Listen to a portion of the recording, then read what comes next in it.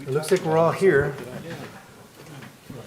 that are going to come here. We're missing Denny and Jess this evening, but I'd like to call this Finance Committee meeting to order. The first item we have is assignment for request for council action. We have several for the Finance Committee. We have 2360 expenditure for Technology Engineering Group IT Department. 2361 change order for Target of Opportunity Grant AM Plumbing. 2362 tenant-based rental assistance program from MMHA. 2363 amend ordinance 20322 Westmouth Road reconstruction phase 4. 2364 increase PO 2023-823 best equipment Co streets. 2365 expenditure of Lake County Sewer Co for the streets. 2366 advance request. 2367 budget amendments. 2368 general liability insurance renewal. 2369 cybersecurity liability insurance renewal. 2370 expenditure of 15,000 DNR commercial flooring MCRC. 2371 increase expenditure PO 230285 Parks Department, and 2372 adopt MCRC sexual abuse and molestation prevention policy. Health and safety, we have 2373 amend salaries and benefits code 3105, add one full-time dispatcher for the police. Water and Utilities Committee, 2374, water rates and related items. Next item is 2360, payment for technology engineering, Meraki support for the IT department. We have a guest, I guess it would be a guest this evening, Justin Fields, which I said, who's that guy over there? But he's always in the basement, so he came up to enlighten us on the technology engineering, Meraki support IT. Justin? Thank you, Mr. President. This is an annual license and support renewal for all of the Meraki switches and firewalls throughout the city. Okay, any questions? Move to approve. Second. All in favor? Aye. Opposed? Motion carries. 2347, a then and now for Pioneer Technology for the Muni Court. And this is also another one, the next one, item number 4, 2348 is a then and now for Pioneer Technologies for the Muni Court. And Mr. Salzgeber's here to talk about that. Joe? Thank you, Mr. President. These then and nows with Pioneer Technology, the benchmark software system, are due to the fact that we were deliberately withholding monies in order to get them to implement some protocols that were not getting done. We've resolved the accounting issues. There was a roughly $18,000 garnishment discrepancy that we needed to deal with, and that was finally dealt with.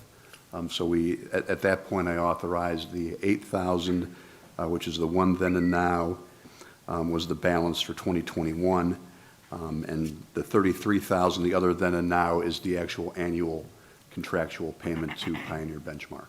So when we do the then and now, I guess the question is, when we were holding the money, this was kind of the question that I had last time, was a PO issued on it to pay something that was previously paid, or I'm just trying to figure out, we paid them already, I assume.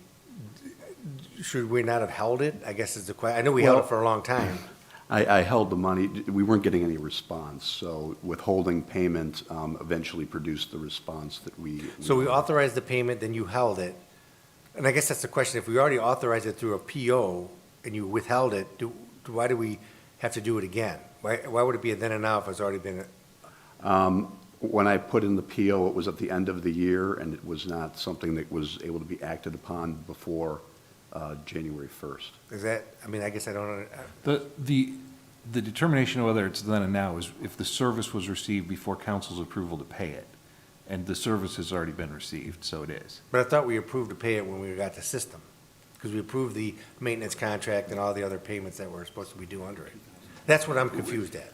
I understand what you're saying, and we did, but we didn't pay on that approval because they held it, because they had issues with them, which, I mean, I'm not complaining they held it, I understand why. But I mean, if he didn't hold it and paid it, we wouldn't be approving it again. That's my point. I mean, it wouldn't be a then and now because we already approved it. I guess that's where I'm confused. Because I always thought a then and now was like, when we have a train accident, we had to hurry up and fix it. But here, we've already approved the payment, but he just didn't pay it. So he could pay it whenever he wanted to pay it. Couldn't he have?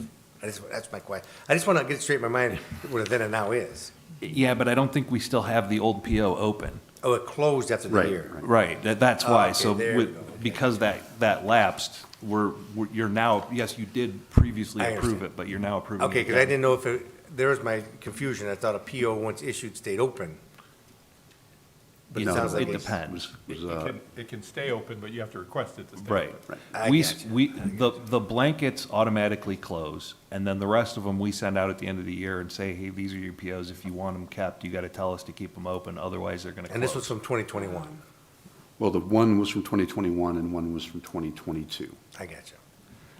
I understand it now. Does everybody understand that? Yes. Because I was confused. That's what my question was, because I didn't understand why we would be approving something that we've already approved, but I get it now, because the PO elapsed. So, get it. Okay, so we'll do the first one would be 2347 for the Pioneer Technology, that first one. Move to approve. Second. All in favor? Aye. All opposed, motion carries. And the next one's 2348, then and now for Pioneer Technology, the second one. Move to approve. Second. All in favor? Aye. Okay, motion carries. All right, thanks, Joe. Thanks for Thank you. clearing that up.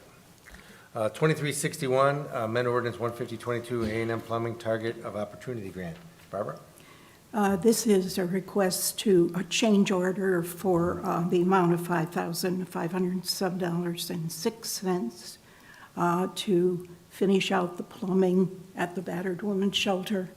They're getting near the end. I think they're planning an open house in May sometime, so that's good news.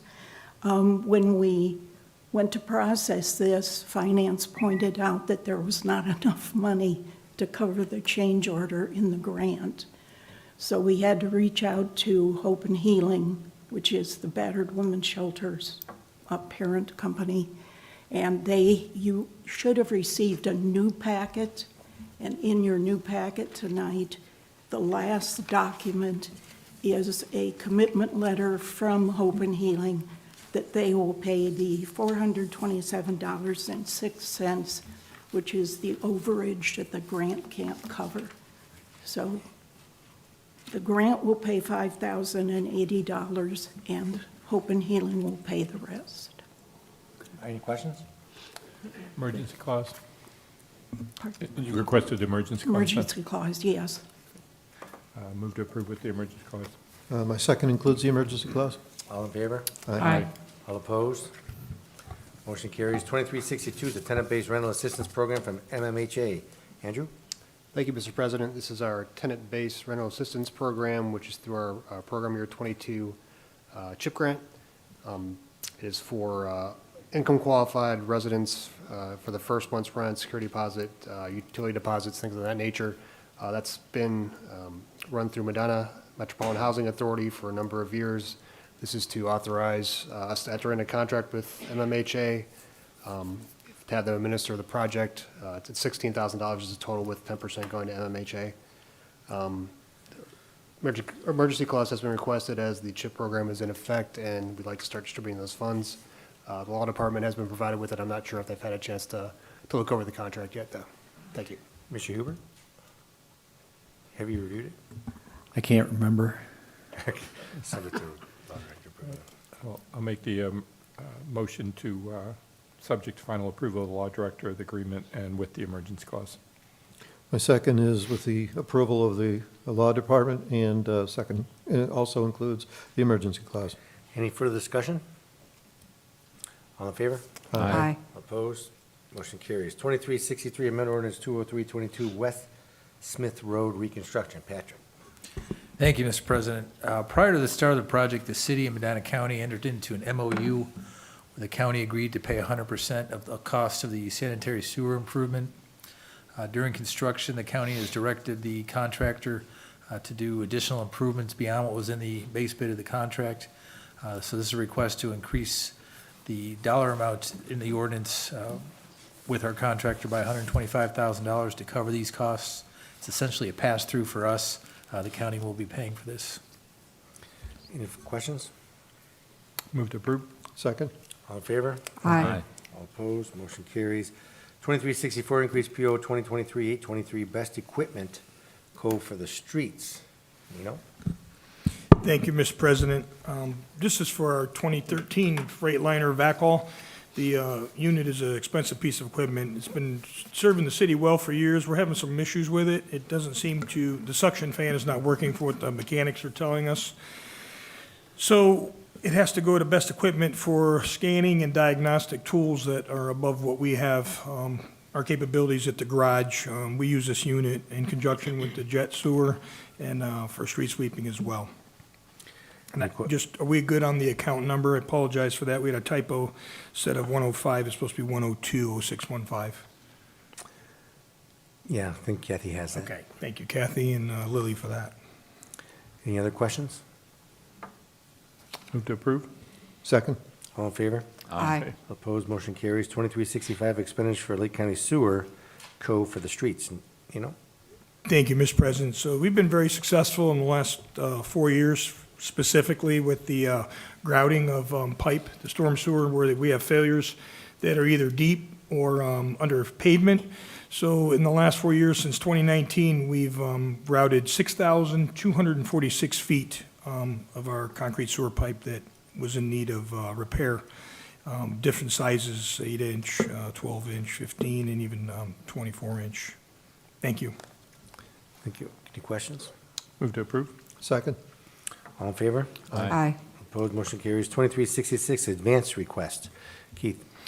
Thank you, Mr. President. These are a couple advances for projects that we have. Questions? Move to approve? Second?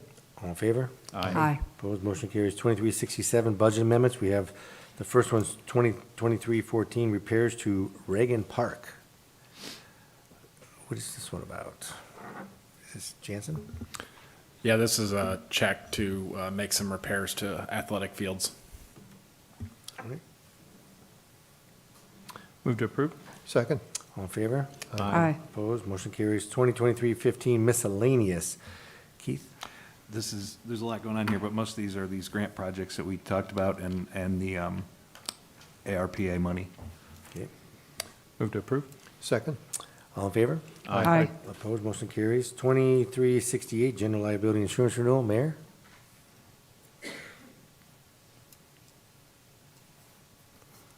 Trying to keep up, John. So the general liability, we just got the information last week, and I don't know if your request for council action has the number on it. It had to be determined. The number is actually Yep. $210,399. If I get back to the notes, it's a sheet that says April 1st, 2023 renewal, City of Medina at the top, and then there's 3 columns. If you look at the narrative below that, there's some explanation as to the increase from 193 to 210,399.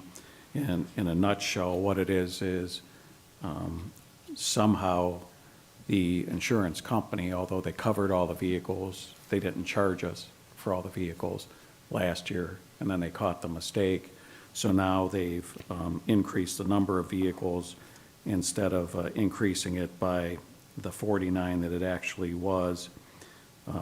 They chose to increase it incrementally. So this year they added 12 more vehicles, although they count all our vehicles, 142. They did increase the vehicle amount significantly as a result of that. Actually, Weichert was shocked because the amount they were charging us, if you broke it down per vehicle, was probably less than what the rest of us are paying for our own car insurance. They thought it was unusual, but thought they were just being aggressive with the bid last year to get our business. Turns out it was just a mistake with them getting all the vehicles entered in. They've also increased our property, our property value from $61,400,000 to $67,700,000. So then, obviously, the insurance on those vehicles went up as well. And they added 3 additional drones. So those things together is what ended up with the increase of $210,399. We do need the emergency clause, please, because it expires on April 1st.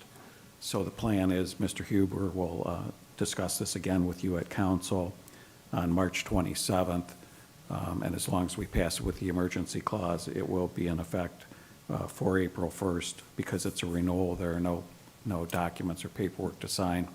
But I will share with the council, I asked them this year to do the same thing we did with the health care, and that is get these bids ready sooner so that we can present it to council in February.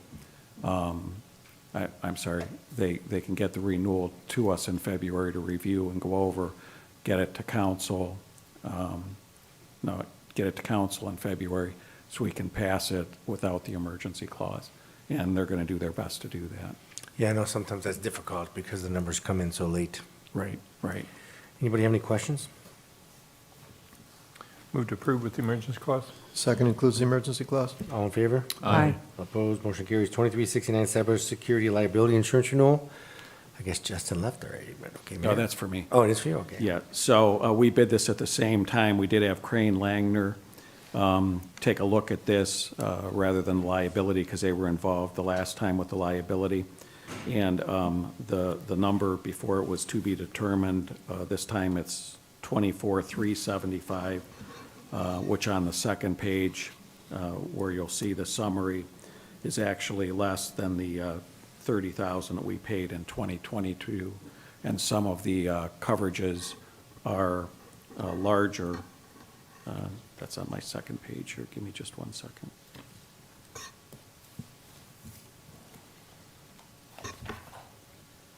So some of the others had last year was a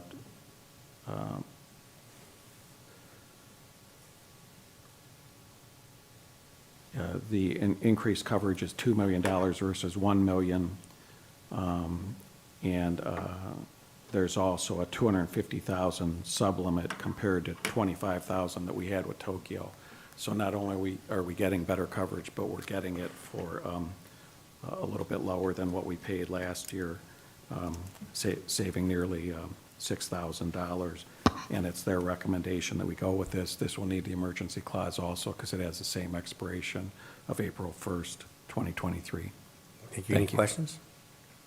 Move to approve with the emergency clause? Second includes the emergency clause? All in favor? Aye. All opposed, motion carries. 2370, expenditure of $15,000 of DNR commercial flooring MCRC. Jansen? Thank you, Mr. President. This request is to replace the original carpet and community rooms B and C at the rec center.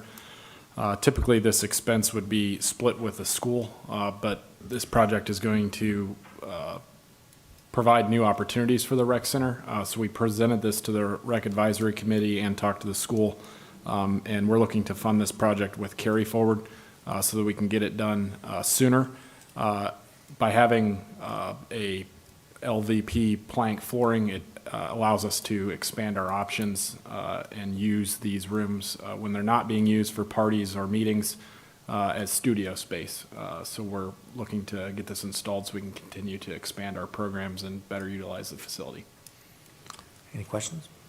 Mr. President, Mr. Shields? even though the city's paying for it completely, it does benefit a building that's owned by my employer, so I'm going to abstain.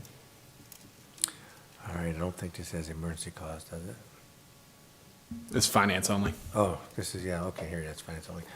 All right, then we can have enough votes if 4 people vote, okay. Move to approve? Second. Any further discussion? All in favor? Aye. Aye. All opposed? Abstentions? Aye. Okay, motion carries. 2371, increase PO 23285 for the Parks Department. Jansen?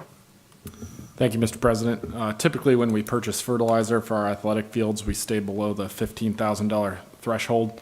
But fertilizer has been substantially affected with price increases. We're seeing prices about 30% from where they were prior to COVID. So we made an original order earlier this year, hoping we could beat the price increase. Our original order was under $15,000. We do soil samples on our fields to see where the pH is at, to see if we need to do additional product. We do need to make some soil amendments. So this request is to cover the change in product and the additional cost for that. Questions? Mr. Chairman, Mr. Rose? Jensen, with the cost going up, I know it's going crazy all over the world, but have you talked to maybe one of the local lawn maintenance providers to see if maybe you could pool your resources and maybe get a lower unit cost? We actually purchase from the same place that they do. These are large turf grass companies, and we do get volume pricing as it is.